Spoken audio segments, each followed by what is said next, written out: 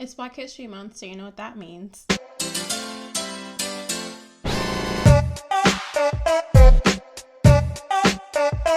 Hey guys, welcome back to my channel, and if you're new here, hi, my name is Zhariya Smith, and I typically make commentary videos just like this one. So if you guys happen to like that, or you just love my gorgeous face, make sure to subscribe down below and hit the notification bell to get notified every single time I post, which happens to be on Mondays and on Fridays. Either way, candle of the day is French Country Vanilla, and yeah.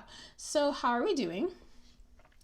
I hope we're doing great. Personally, I'm doing amazing. And the day that you're watching this, if you're watching this on Friday when I upload it, it is the first day of Black History Month. And if we didn't know, I am Black. I know, shocker, everyone's surprised. The girlies are screaming, but I'm Black. So I happen to like Black History Month a little bit.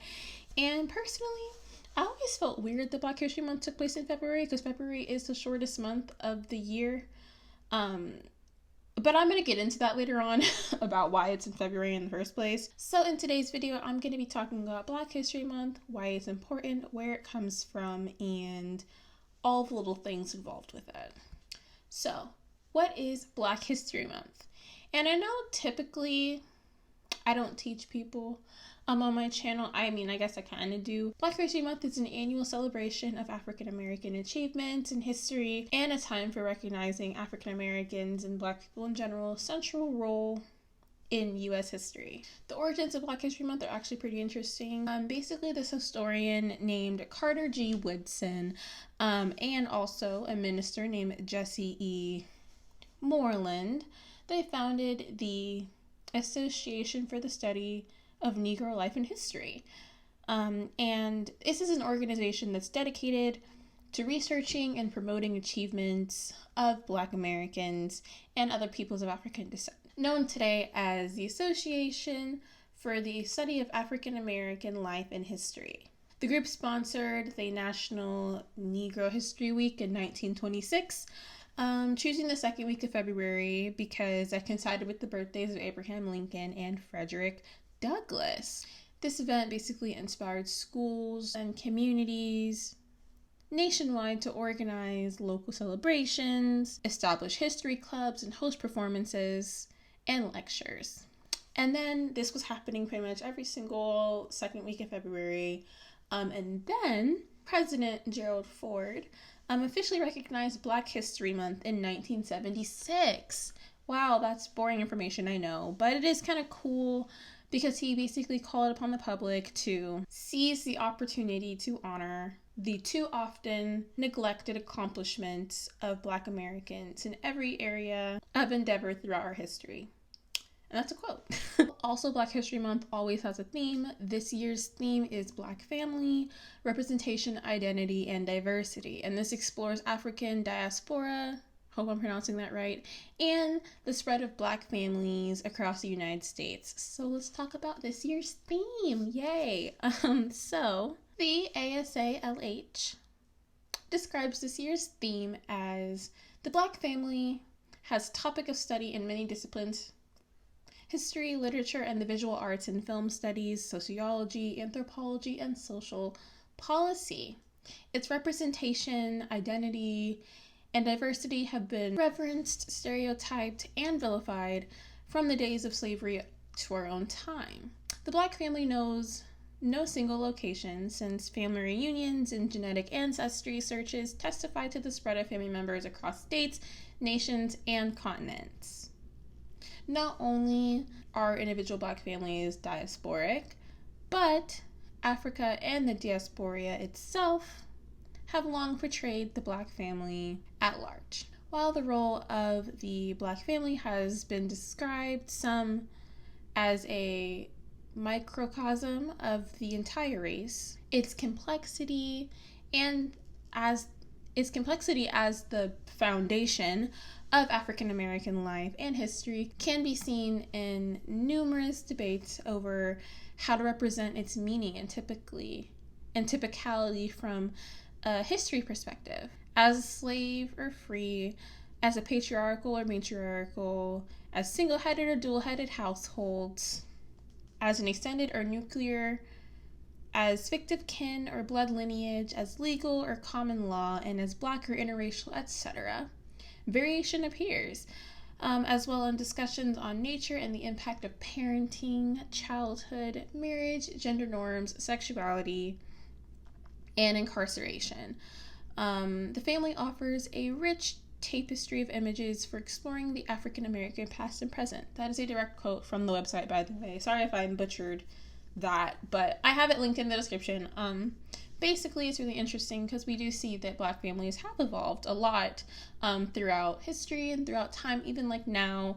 And I think that's also very interesting that this is the theme for this year. So then let's talk about this representation of Black families in media. So honestly, when I was thinking about this year's theme, I was like, how are Black families represented in film?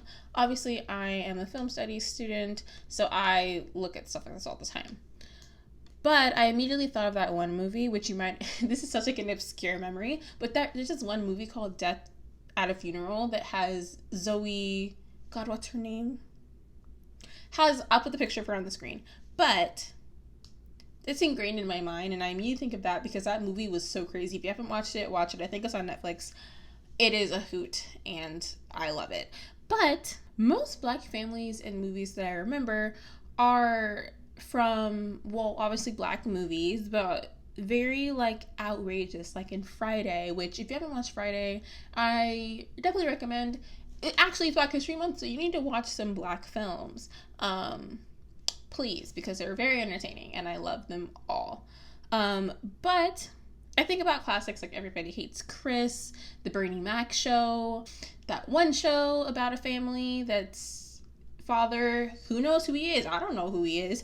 We have Moesha, Martin, and honestly, so much more. But I also feel like that these shows are geared towards Black audiences, which I guess is good in some way, but it's kind of like you see like Marvel doesn't market their movie to, white people. Or that's probably not a good example. Basically, blockbusters and TV shows are not geared to be like, oh, I want my viewers to be white.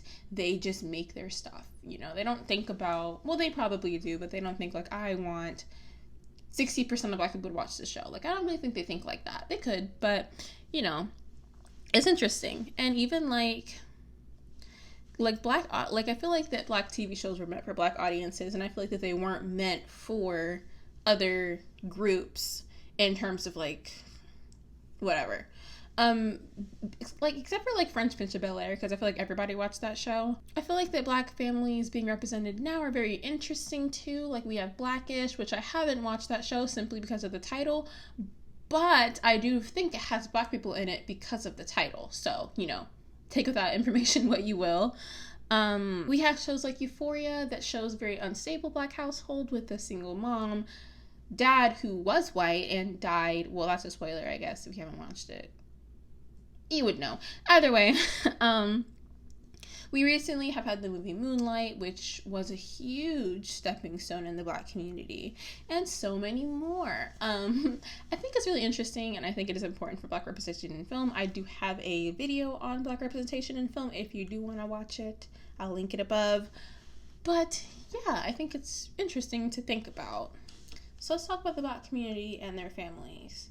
Now, I have multiple videos about the Black community, about their families. I talk about religion, religious trauma, mental health. I will definitely link them in the cards above because I want you to watch them. But I saw this one video, which it's a hoot and a holler. I think it came out like 4 years ago, and basically BuzzFeed like asked Black people questions from Black people. And it is so interesting because obviously like I have questions for other Black people too, but like that was just a very, very strange video to watch. Basically, I'm saying the Black community is very strange in general. It is very interesting. The things that we do see, say, man, I don't know. And also, Black people, I feel like in a lot of instances are the main people that are in their own way. But it's Black History Month, so that doesn't matter. I'm kidding, it does. Black people always matter.